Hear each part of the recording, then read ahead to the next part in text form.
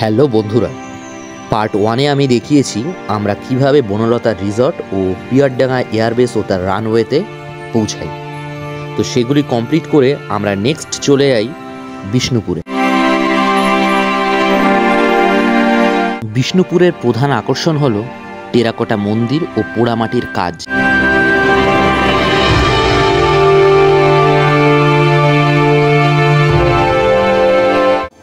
বিষ্ণুপুরকে বলা হয় মন্দিরের শহর। চারিপাশে এখানে বহু প্রাচীন মন্দির ছড়িয়ে ছিটিয়ে আছে। তার সাথে আছে এখানকার রাজবাড়ির কিছু ধ্বংসাবশেষ ও বহু ঐতিহাসিক গুরুত্বপূর্ণ জায়গা।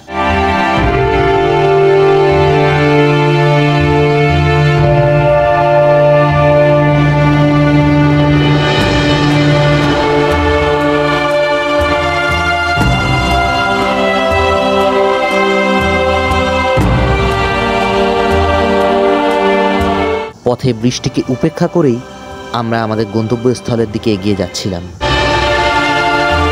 পথে যেতে যেতে অনেক সুন্দর সুন্দর জায়গা স্পট চোখে পড়ছিল। প্রথমেই দেখলাম হোটেল অলিভিয়া ও রিসর্ট। এই জায়গাটি বেশ সুন্দর লাগলো। তারপর একটা পাড়ার মধ্যে দিয়ে যাওয়ার সময় এই ধরনের অনেক অ্যাসবেস্টাস দেওয়া দোতলা বাড়ি চোখে পড়ছিল।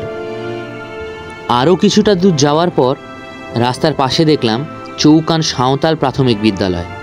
বেশ ভালো লাগছিল। তারপরে এরকম হোটেল চন্দনা আবাসিক। তারপর আরও কিছুটা দূর যাওয়ার পরে বিষ্ণুপুর হেরিটেজ স্কুল। একটুখানি গিয়ে আবার ডান দিকে দেখলাম বিষ্ণুপুর পাবলিক স্কুল। কিছুক্ষণ অন্তর অন্তর এরকম নতুন নতুন জিনিস দেখতে দেখতে যেতে খুবই ভালো লাগছিল।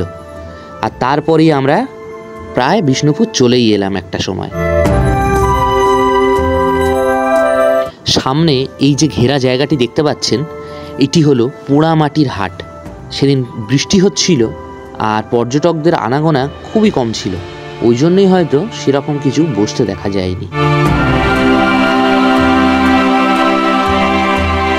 আমরা যখন মেন টাউনে প্রবেশ করলাম বিষ্ণুপুরের, তখনই বাঁ দিকে আমাদের প্রথম চোখে পড়ল মা ছিন্নমস্তা দেবীর মন্দির।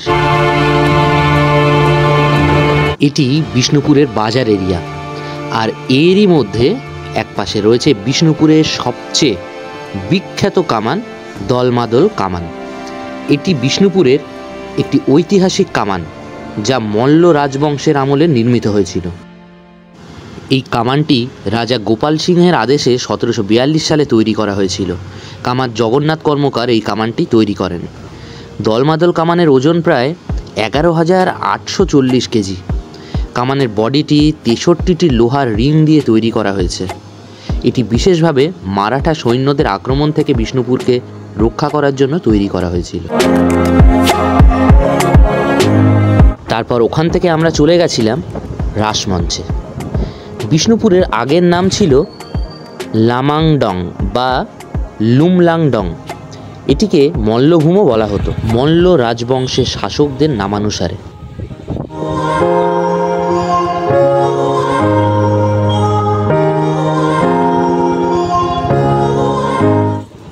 সামনে এটি হলো রাসমঞ্চ। বিষ্ণুপুরের রাসমঞ্চে প্রবেশ করতে হলে জনপ্রতি 25 টাকা মূল্যে টিকিট কাটতে হয়। যদি অনলাইনে টিকিট কেনেন তবে 20 টাকা লাগবে।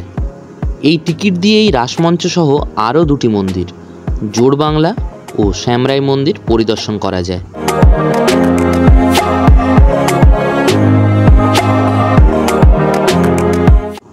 যখন তখন বৃষ্টি চলে আসছিল, এই জন্য আমরা প্রত্যেকেই রেইনকোট পরেই ছিলাম। তখন গিয়ে দেখলাম আরও কিছু ট্যুরিস্ট সেখানে আছে।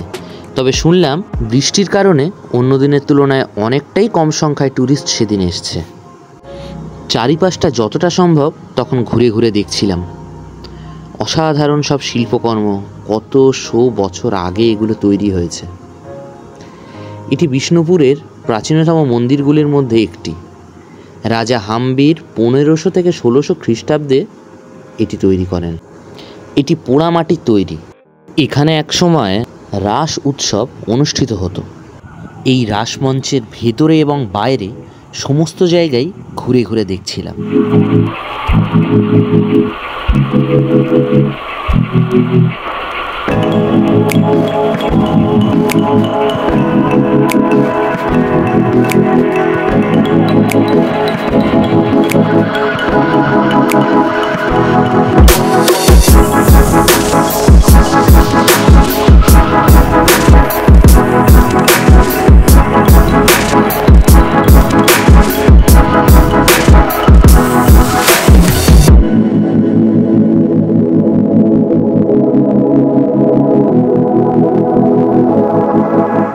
এক ইতিহাসের উপর দিয়ে হেঁটে আসার সাক্ষী থাকলাম।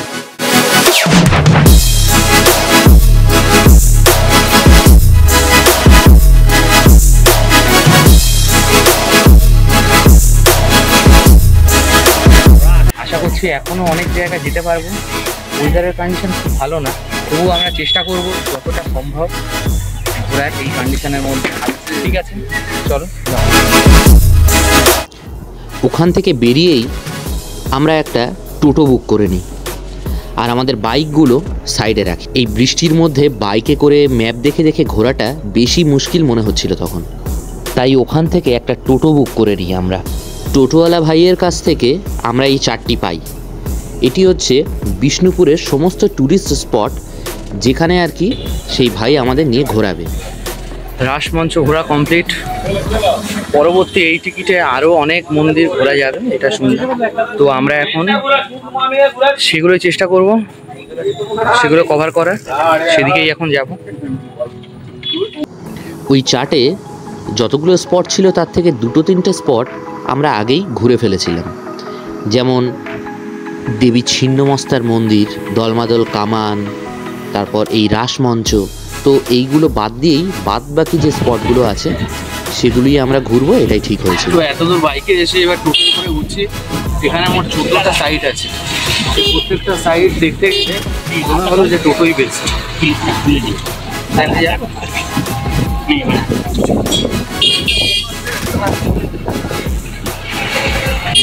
তারপর টোটো এক জায়গায় দাঁড়ালে আমি পিছন থেকে সামনে চলে যাই। দিঘি এখানে আসবি? আয়, চলে। আচ্ছা, এখন মানে আমরা 14টা স্পটে যাবো, তাই তো? আচ্ছা, তার যাচ্ছি মদন মোহন। আচ্ছা, তারপরে নেক্সট যাবো রাজদরবার। আচ্ছা আচ্ছা, যে জায়গাতেই যাই না কেন তার বিশেষত্ব সম্পর্কে আপনি যেটা জানেন আমাদের তো অবশ্যই জানাবেন। হ্যাঁ হ্যাঁ, আমি সেটা ক্যামেরা ক্যাপচার অবশ্যই ঠিক আছে। যাওয়ার আগে, পৌঁছানোর আগে সেটা জানিয়ে দেবো, আপনি জেনে যাবেন। ঠিক আছে ঠিক আছে ঠিক আছে। হ্যাঁ, যেতে যেতে বহু নাম না জানা ধ্বংসপ্রাপ্ত মন্দির দেখছিলাম রাস্তার পাশে, যেগুলির রক্ষণাবেক্ষণের অভাবে খুবই জরাজীর্ণ দশা। এ বাংলা ভাষার অ্যাকসেন্টটা আছে না, এই অ্যাকসেন্টটা আমাদের খুব ভালো লাগে শুনতে। এই শোনা, আমাদের মতো যারা কথা বলে তাদের থেকেও এই আপনাদের মতো লোকেদের আমাদের বেশি ভালো লাগে, যে এই প্রোনাউন্সিয়েশনগুলো খুবই সুন্দর। বাঁকুড়ার ভাষা আমাদের বিষ্ণুপুরের থেকে আরও একটু টান বটে। আচ্ছা আচ্ছা, বেশ ভালো লাগে, দারুণ দারুণ। আমাদের জিনিস হচ্ছে মতিচুরের লাড্ডু। আচ্ছা, সে কোথায় পাওয়া যায়? ছিন্নমস্তার সামনে। আচ্ছা আচ্ছা, বলে দেবো, আপনি নিয়ে নেবেন। ঠিক আছে ঠিক আছে, দেখবেন। আচ্ছা ঠিক আছে। ঠিক এভাবেই আমাদের টোটো ড্রাইভার সুমন ভাইয়ের সঙ্গে গল্প করতে করতে আমরা আমাদের ফার্স্ট ডেস্টিনেশনে পৌঁছে গেলাম, মদন মোহন মন্দির।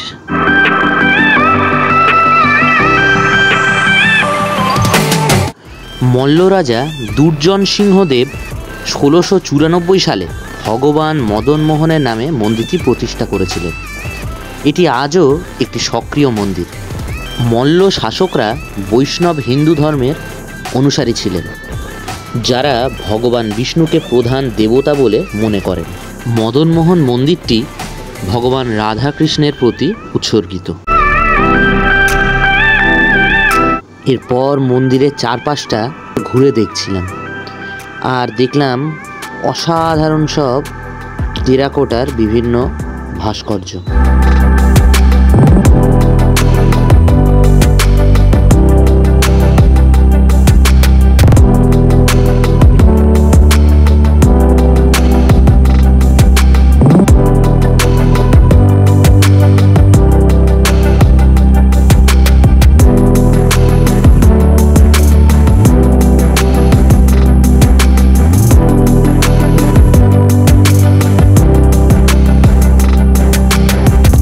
ওখানে আমরা বেশ কিছুক্ষণ ছিলাম, অনেক ফটো ভিডিও তুলে যখন বেরোতে যাব, ঠিক বেরিয়ে পাশেই একটি বট গাছ আছে, আর এই বট গাছেই দেখলাম ঠিক গণেশের মাথার মতো একটি অংশ।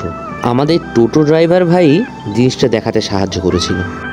এছাড়াও যেতে যেতে পথের পাশে একটা সুন্দর ডিজাইন করা রয়েছে রাজবাড়ি, সেটাও আমাদের সুমন ভাই দেখিয়েছিল। আচ্ছা, এটা আমি বলছি, এই জলের ইয়েগুলো দেখতে পাচ্ছেন, হ্যাঁ হ্যাঁ। ওগুলো পরীক্ষা ছিল, রাজবাড়িটা পুরো জলের বাউন্ডারি দিয়ে ঘেরা ছিল। আচ্ছা ঠিক আছে, আর সামনে হচ্ছে দুটো গেট আছে, পাথরের দরজা বলে এগুলোকে। আচ্ছা আচ্ছা। ছোট গেট, বড় গেট। এই যে দেখুন, এটা হচ্ছে মাঝে জলের পরীক্ষা ছিল, আর এইটা হচ্ছে ছোট গেট এই সাইডে। ও, এখানে অনুমতি পেলেই তবে বড় গেটে যেতে পারতো। আচ্ছা। বুঝতে পারছেন? এগুলো রাজবাড়ি ঢোকার গেট আর কি। রাজবাড়ি এখন ভেঙে গেছে মহলগুলো। আর ওটা বড় গেট? হ্যাঁ, ওটা পাথরের দরজা বলে। আচ্ছা। রাজবাড়ি ঢোকার মেন প্রবেশ দ্বার এটা। এবং সিঁড়িটা কিভাবে বানানো দেখুন। দাঁড়াবো কি এখানটা একটু?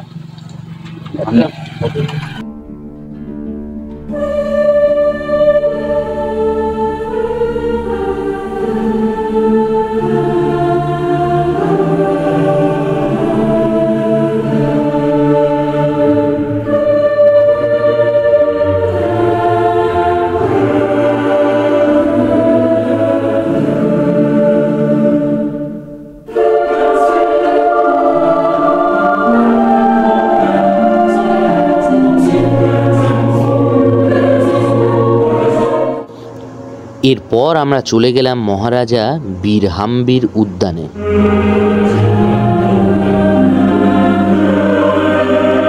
এখানে ঢুকতে কোনো পয়সা লাগে না, কিন্তু পাশে যে পার্কটি আছে একটা প্লাকার্ডে দেখলাম লেখা যে সেই পার্কে ঢুকতে গেলে 5 টাকা করে লাগবে। উদ্যানটিতে অনেক গাছপালা রাস্তার দুই ধারে রয়েছে, বেশ সাজানো গোছানো, সুন্দর, তবে পরিচর্যা আরও প্রয়োজন।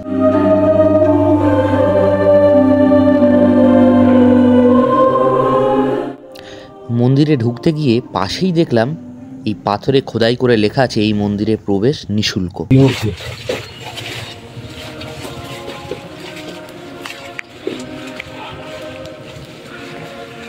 মন্দিরটা সংস্কারের কাজ চলছে।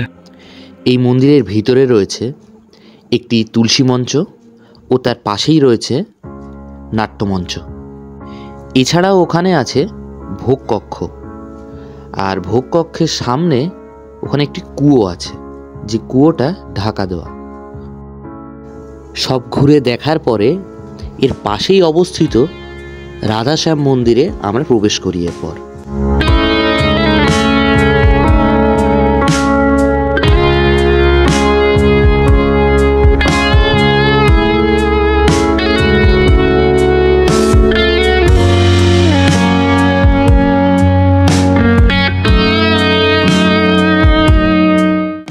পুরো মন্দিরের দেওয়ালে অসংখ্য টেরাকোটার কাজ লক্ষ্য করা যায় এখানে।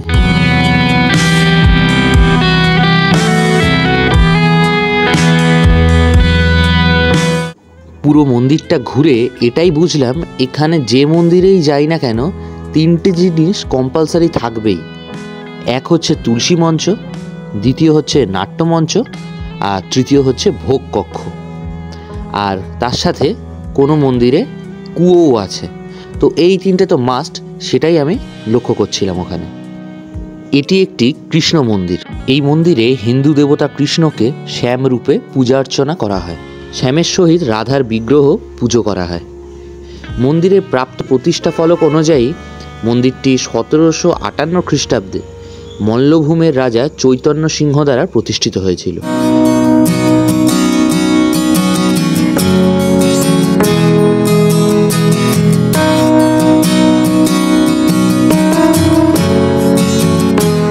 ওখান থেকে বেরিয়েই ঠিক রাস্তার উল্টো দিকেই রয়েছে শ্রী শ্রী মৃন্ময়ী মাতার মন্দির। আমরা সেখানে চলে যাই। বিষ্ণুপুরে অবস্থিত এটি একটি বিখ্যাত মন্দির। এটি বিষ্ণুপুরের প্রাচীনতম মন্দিরগুলির মধ্যে অন্যতম। রাজা জগৎমল্ল 997 খ্রিস্টাব্দে এই মন্দির প্রতিষ্ঠা করেন। মন্দিরটি দেবী দুর্গার একটি রূপ মা মৃন্ময়ীকে উৎসর্গীকৃত। প্রতি বছর এখানে দুর্গাপুজো অনুষ্ঠিত হয়, যা এই অঞ্চলের অন্যতম প্রাচীন দুর্গাপূজা হিসাবে পরিচিত। মন্দির প্রাঙ্গণে ঘুরতে ঘুরতেই চোখে পড়ল এখানে আছে শেষ মল্লাধিপতি রাজা শ্রী শ্রী কালীপদ সিংহ ঠাকুরের মূর্তি।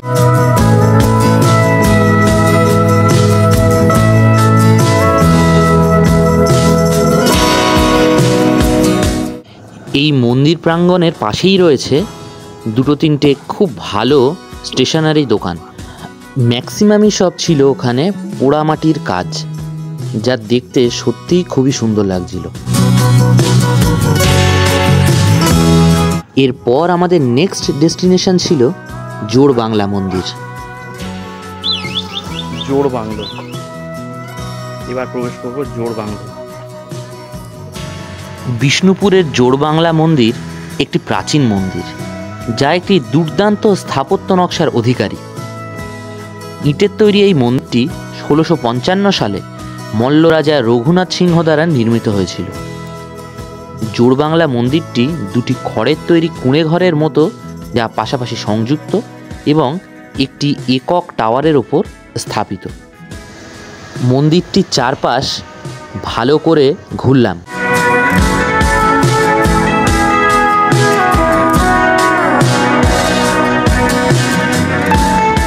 মন্দির থেকে বেরিয়ে সামনেই রাস্তার পাশে দেখলাম যে কয়েকটি দোকান খোলা আছে।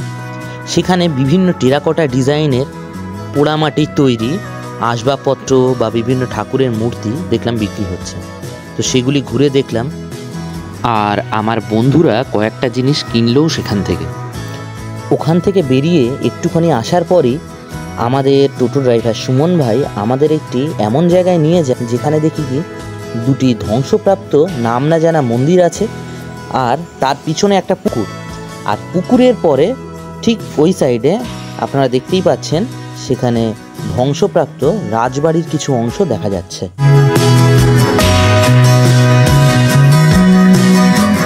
এবার আমাদের লাস্ট ডেস্টিনেশন ছিল শ্যামরাই মন্দির। সেখানে যেতে গিয়ে দেখলাম আরও একটি মন্দির, যা পুরোপুরি ধ্বংস হয়ে গেছে প্রায় বলা যেতেই পারে, আর জঙ্গলে পুরো ঢাকা। যেতে যেতে এটাই ভাবছিলাম এরকম আরও কত আর্কিটেকচার আছে যেগুলি প্রায় ধ্বংসের পথে। এরপরই রাস্তার ধারে আমাদের চোখে পড়ল জঙ্গল আর রহস্যে ঢাকা গুমঘর। এটি একটি ছোট ঢিবির উপরে অবস্থিত। এর উদ্দেশ্য এবং নির্মাণকাল সময়ের সাথে সাথে হারিয়ে গেছে। কোনো দরজা বা জানালা ছাড়াই এই বর্গাকার কাঠামোটি স্থানীয় এবং ঐতিহাসিকদের মধ্যে জল্পনা কল্পনাকে উস্কে দেয়। কেউ কেউ বিশ্বাস করেন যে এটি একটি কারাগার হিসাবে কাজ করেছিল, আবার কেউ কেউ মনে করেন যে এটি একটি শস্য ভাণ্ডার হিসাবে কাজ করেছিল। ওখান থেকে সোজা কিছুটা দূর এসেই আমরা দেখা পাই শ্যামরাই মন্দিরের।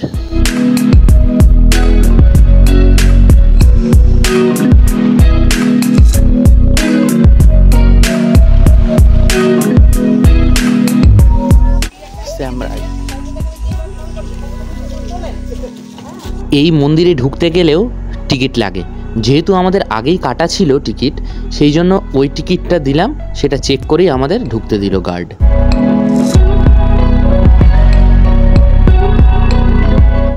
টেরাকোটার উৎকৃষ্ট কারুকার্যে বিখ্যাত শ্যামরাই মন্দিরটি 1643 খ্রিস্টাব্দে নির্মিত হয়, মল্লরাজ রঘুনাথ সিংহের আমলে।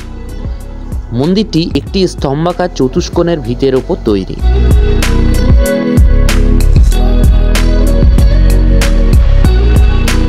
মন্দিরটির ভিতরের ও বাইরের দেওয়ালগুলি শোভা পাচ্ছে রামায়ণ ও মহাভারতের বিভিন্ন কাহিনী, কৃষ্ণলীলা ও তখনকার দিনের সমাজ ও রাজনৈতিক ভাস্কর্যের প্রাচুর্যতায়। বিশেষত মন্দিরের গাত্রে রাসমণ্ডলগুলিতে উন্নত শিল্পকলার পরিচয় পাওয়া যায়। এছাড়া গান্ধার শিল্পের কিছু নমুনাও লক্ষ্য করা যায়। পাঁচচূড়া বিশিষ্ট এই শ্যামরাই মন্দিরটি পাঁচচূড়া মন্দির নামে পরিচিত। মাঝের চূড়াটি অষ্টভুজ ও বাকি চারটি চূড়া চতুর্ভুজ। মন্দিরের গাত্রে এই অপূর্ব ভাস্কর্যের স্রষ্টাদেরও নাম পাওয়া যায়। টেরাকোটা ভাস্কর্যের সবথেকে বিখ্যাত নিদর্শন এই শ্যামরাই মন্দিরটি ভারতীয় পুরাতত্ত্ব সর্বেক্ষণ সংস্থার মাধ্যমে সংরক্ষিত হয়ে বিষ্ণুপুরের মহিমা বহন করে যাচ্ছে। শ্যামরাই মন্দির ঘুরে এবার আমরা আমাদের টোটো ড্রাইভার সুমন ভাইকে বললাম বিষ্ণুপুরের সবথেকে কম দামি ভালো হোটেলে নিয়ে যেতে। তো ভাই আমাদের সেখানেই নিয়ে যাচ্ছিল, কারণ আমাদের তখন প্রচণ্ড খিদে পেয়েছিল। যেতে যেতে আরও কিছু জিনিস আমাদের সঙ্গে শেয়ার করলো সুমন ভাই। সামনে এই যে ডোবাটা দেখা গেল, এগুলোই ছিল সেই সময়কার পরীক্ষা। চারপাশে ঘেরা থাকতো রাজমহলের বা রাজবাড়ির। তো সেগুলির অবস্থা এখন এরকমই, তো সেটাই আমাদের বলছিল সুমন ভাই। আরও কিছুটা যাওয়ার পর সামনে এই যে বিল্ডিংটা দেখতে পাচ্ছেন, এটি হলো বিষ্ণুপুর মিউজিয়াম।